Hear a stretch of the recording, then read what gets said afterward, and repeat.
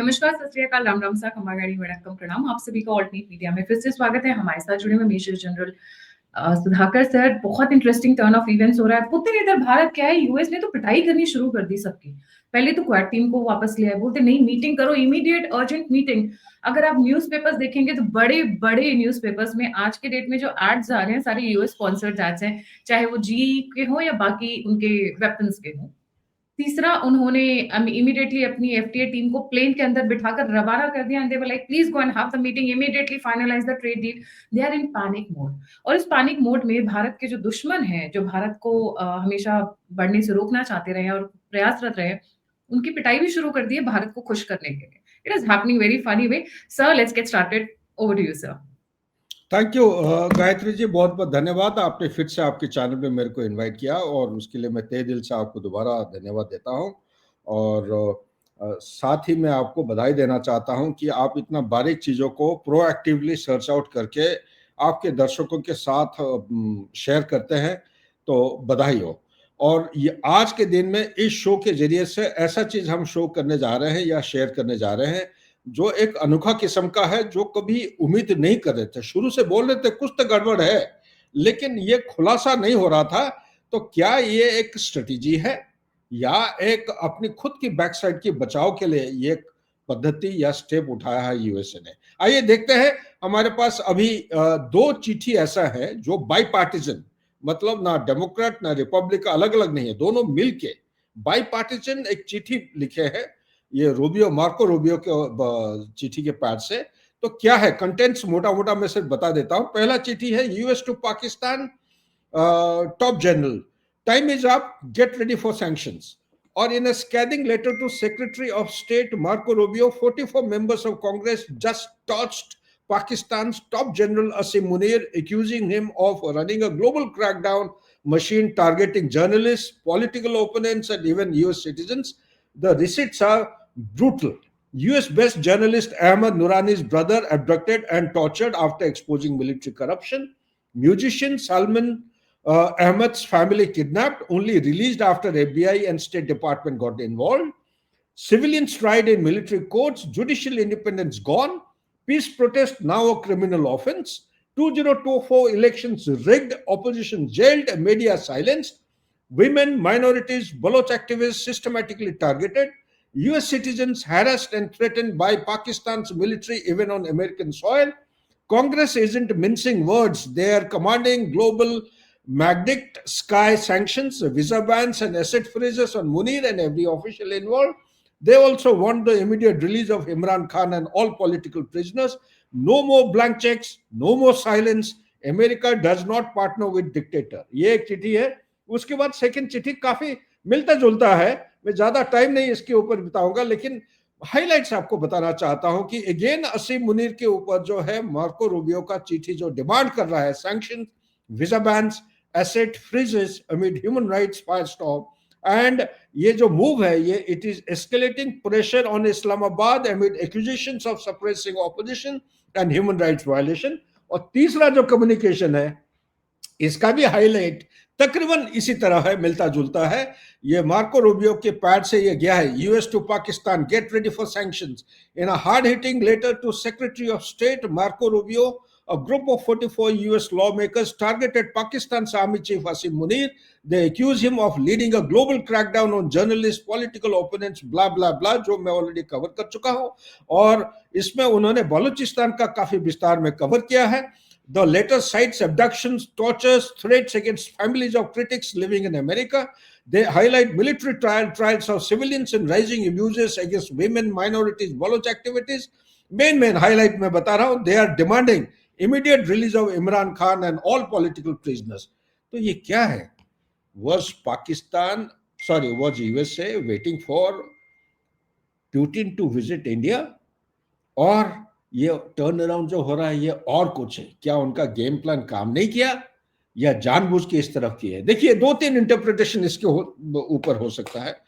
पहला इंटरप्रिटेशन है, अगर आप स्ट्रेटेजी की बात करते हैं, एक पुरानी कहावत है कि tactics without strategy is defeat, is noise before the defeat.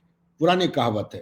तो एक सुपर पावर होने के नाते उनका एक बाई पार्टीशन डॉक्यूमेंट निकलता है जिसको बोलते हैं नेशनल सिक्योरिटी स्ट्रेटेजी, उसमें क्लियरली लिखा है China is the number one enemy and US will do everything possible to contain, counter, and contest against China's growth, which is challenging the very existence of the superpower in the world order today.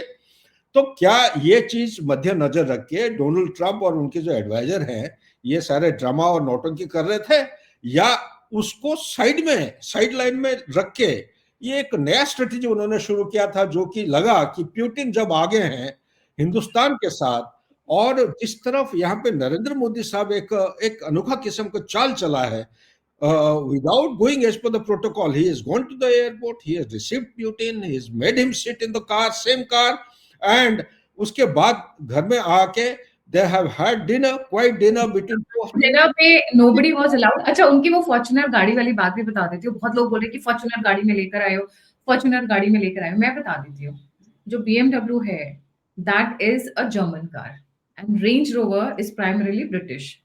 दोनों countries ने मिलकर Putin को target किया, Russia को target किया है। Ukraine war उन्होंने start करवाया, तो इस वजह से वो दोनों का माइक्रो प्लानर, माइक्रो मैनेजमेंट तक देखते हैं Modi ji. That is why both the cars were not used and Fortuner was being used. जी सर, प्लीज। और बाय द वे, जो रात को डिनर हुआ है उस पे no media was allowed. It was the strictly very close people of Putin team and very very close people of Modi ji who were having the dinner. जी हाँ, मेरे पास ऐसे ही कुछ इनपुट आया था कि अमित शाह जी वहां बैठे थे, डिनर के लिए आए थे, अचानक लास्ट में जीरो टाइम में, पहले कोई प्लानिंग कोई इनविटेशन नहीं है, वो उनका गाड़ी दिखा गया कि नरेंद्र मोदी साहब के घर में पहुंचते हुए, तो ऐसा ही कुछ रिपोर्ट आया था। उनके साथ और एक कोई है, बहुत हाई प्रोफाइल एक व्यक्ति है, मैं नहीं जानता हूं कौन है, शायद आपको पता होगा, आपका डायरेक्ट कनेक्शन है। इसी तरह बहुत ही करीब लोग जो हैं नरेंद्र मोदी के, वो आए थे डिनर के लिए पुतिन साहब के साथ। और ये जो टर्न अराउंड देख रहे हैं, क्या ये टर्न अराउंड पहले से प्लान किया गया था या एक झटका लगा है? पुतिन साहब का जो विजिट है, जिस तरह जप्पी लगा है, जिस तरह एयरपोर्ट में रिसीव किया गया, और जिस तरह आइटिनरी जो फोल्ड हो रहा है बेस्ड ऑन 3 पैराडाइम्स, 3 पहलू क्या क्या है? ट्रेड, दूसरा है एनर्जी, और तीसरा है सिक्योरिटी। ये तीनों में अमेरिका का जो इनिशिएटिव या पहलाव ले रखे हैं भारत के खिलाफ, जो भारत को उन्होंने एक सिंगल आउट किया है, एक प्यूनिटिव 25% एडिशनल उन्होंने टैरिफ चार्ज किया है, और तेल खरीदने की जो धमकी दिया है उन्होंने कि आपका जो तेल खरीद रहे हो, you are fuelling the war against Ukraine, और जो लॉन्ड्रोमैट बुलाया है नरेंद्र मोदी साहब को भी काफी, दे हैव कॉल्ड नेम्स। तो इस किस्म की जो अनडिप्लोमेटिक डिप्लोमेसी जो विश्व में देखने में मिला है, और उनका ट्रुथ स्पेशल में टाइम टू टाइम हर एक चीज जो है खुलासा के साथ पूरा आता है, ये एक आउट ऑफ द ऑर्डिनरी चीज जो है। क्या ये इसके लिए तैयारी करके बैठे थे, या ये जो 44 मेंबर है कांग्रेस के, इनका दिखा नहीं गया कि असीम मुनीर को जो पावर और अथॉरिटी मिल रहा है कॉन्स्टिट्यूशन अमेंडमेंट 27, क्या उसकी वजह से ये जो ट्रिगर है वहां से शुरू हुआ है? मेरा विचार के मुताबिक 3 चीजें हो सकते हैं। नंबर एक जियोपॉलिटिकल, यानी कि ग्लोबल लेवल पे पुतिन साहब का आना यहाँ पे, जबकि Russo Ukraine war is almost in the peak, it is in the 4th year now. दूसरा रीजन ये हो सकता है कि ये जो 3 सब्जेक्ट हम उठाए हैं, एक है ट्रेड, एक है एनर्जी, और तीसरा है सिक्योरिटी। ट्रेड में जो टैरिफ वाला है, चाहे वो मैसेज हम देना चाह रहे हैं क्लियरली, एब्सोल्यूट क्लियरली, कि कितना भी आप प्रेशर डालते जाइए, भारत जो है स्ट्रेटेजिक ऑटोनॉमी को बरकरार रखेगा और उसका नेशनल इंटरेस्ट के मुताबिक वो एक्शन लेंगे। आप तेल का अगर डिटेल जाएंगे तो तेल का डिटेल, वो तेल के पीछे नहीं पड़े हैं, वो तेल के पीछे पड़े हैं कि फरवरी 2024 से लेकर 2022 से लेके अभी तक, ये जो 3.5 साल का करीब है, टोटल ऑयल, फॉसिल फ्यूल जो ऑयल हमने खरीदा है रशिया से, it is around $135 billion. $135 billion का टोटल। पहले 1% होता था, 1.6, उसके बाद 2% हुआ, उसके बढ़ा 19%, उसके बाद गया वो 35, 39, और सबसे पीक था 41% सितंबर 24 में, और सितंबर 25 में it is drop to 31% of the total oil bought by India from outside India itself. So उसका ये मैं कहना चाहता हूं, आउट ऑफ $135 बिलियन जो अभी तक हम खर्चा किए हैं, $75 billion has been paid in non-dollar currency. $75 billion जो है नॉन डॉलर होता है. It is a very high percentage. किसमें पेमेंट हुआ है? आइदर रूपी या रूबल या युआन जो चाइनीज करेंसी है. ये तीनों currency. This itself is a very dangerous incremental way of de-dollarization in a slow process, incremental process, which is creating tremors in America. Dollar के dominance at the peak period is to be 89%. आप मैं 70s 80s की बात बता रहा हूं. As a reserve currency, as the main currency. तीन main currency है. एक है डॉलर, दूसरा है येन और तीसरा है आपका यूरो. में जो तेल के पीछे वो नहीं पड़े हैं, जो पीछे पड़े हैं वो डी डॉलराइजेशन का प्रोसेस जो which is creating a scare in. और सिर्फ भारत ही नहीं है, 41 देशों से ज्यादा है जो अपना लोकल करेंसी में ट्रांजैक्शन करना शुरू कर दिए हैं, which is a very dangerous signal towards the dominance of dollar. At one point it is to be 89%. It came down to 54% during pandemic. Now जो डोमेन एक्सपर्ट्स कहते हैं जिस दिन ये 50% से नीचे हो जाएगा और यूएसए सुपर पावर की स्टेटस में नहीं रहेगा. Coming to the second point is जो ऑयल, जो फॉसिल फ्यूल है, हिंदुस्तान खरीदेगा कि नहीं. I think India should go ahead and continue to buy, although we must look around for diversification. Second point है, आप जो ट्रेड के बारे में बात करते हैं, आज के दिन में हिंदुस्तान के ऊपर सिंगल आउट करके 25% एक्स्ट्रा यानी कि टोटल 50% हमारे ऊपर टैरिफ इंपोज किया गया है. इसके बावजूद भी हम अपना ट्रेड को बढ़ावा देखते आ रहे हैं. और रशिया के साथ ये बातचीत होने जा रही है कि जो जो सेक्टर्स अभी तक खोला नहीं है, फॉर एग्जांपल एग्रीकल्चर, फार्मास्यूटिकल, आपका जिस तरफ जो मेरीन प्रोडक्ट्स अभी तक नहीं जाते थे, और इसी तरह अभी उनके साथ बातचीत हो गई है, फाइनल स्टेज में हो चुका है,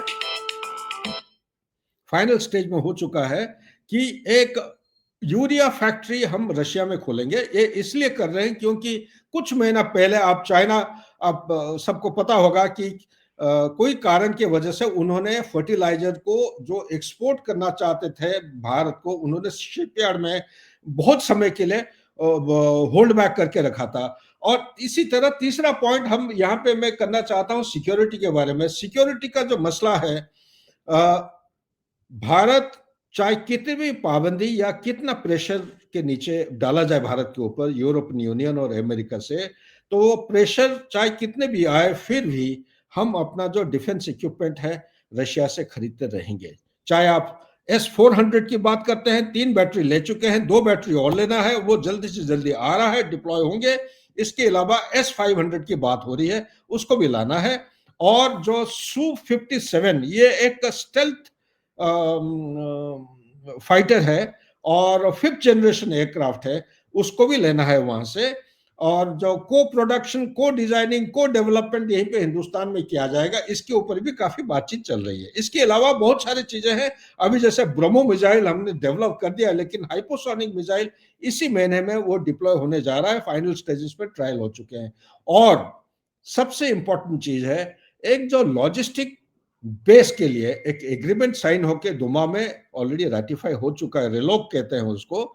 एंड दिस इज बेसिकली कि उनके कुछ ट्रूप्स आएंगे 3000 के करीब करीब, वो भारत में उनका जो वॉरशिप्स है, उनके एयरक्राफ्ट्स है, उनके जो इन्फेंट्री ट्रूप्स है, ये डिप्लॉयड होंगे भारत के अंदर, ताकि जो रीबैलेंसिंग ऑफ जो इम्बैलेंस क्रिएट हुआ है इन द ग्लोबल ऑर्डर और in South Asia can be taken care of.